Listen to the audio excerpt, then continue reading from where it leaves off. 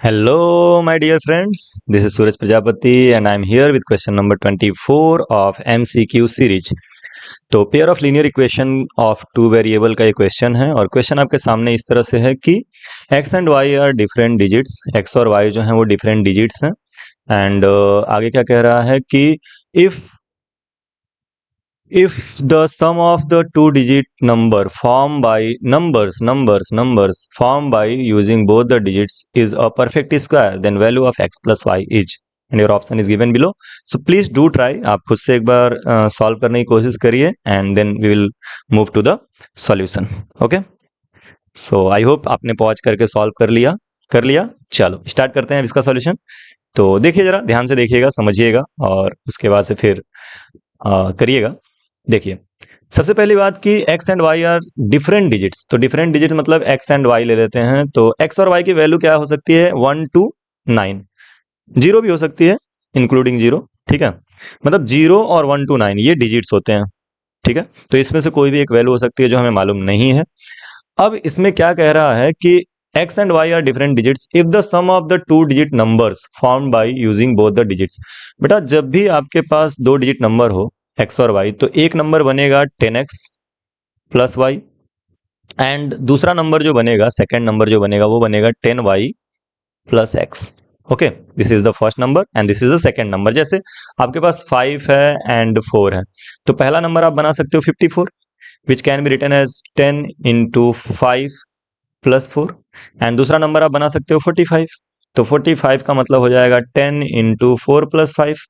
Okay, सो अगर यहीं पे x रहता और ये y रहता, तो पहला वाला जो बनता वो बनता 10x प्लस y और दूसरा वाला जो बनता वो 10y प्लस x। ओके, तो दो पॉसिबल नंबर बन सकते हैं इन डिजिट्स का यूज करके। तो वही मैंने बनाया 10x plus y and 10y plus x।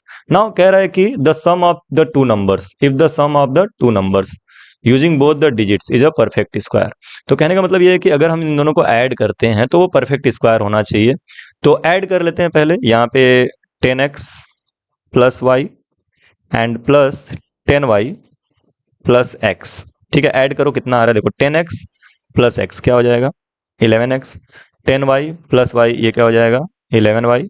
ठीक है, और यहाँ से अगर हम 11 कॉमन करते हैं तो 11 कॉमन करने के बाद से यहाँ पे बचेगा 11 into x plus y, bracket में बचेगा x प्लस वाई।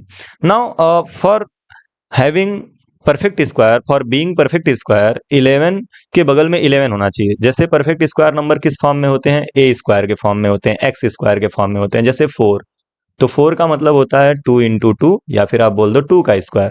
जैसे 64, तो 64 का मतलब होता है 8 इंटू 8 और 8 का स्क्वायर। जैसे और भी कोई नंबर जैसे 169, तो ये 13 का स्क्वायर है, तो 13 इंटू 13 होता है। मतलब एक नंबर अगर 13 है तो उसके बगल में भी 13 होना चाहिए, तब ये परफेक्ट स्क्वायर बनता है।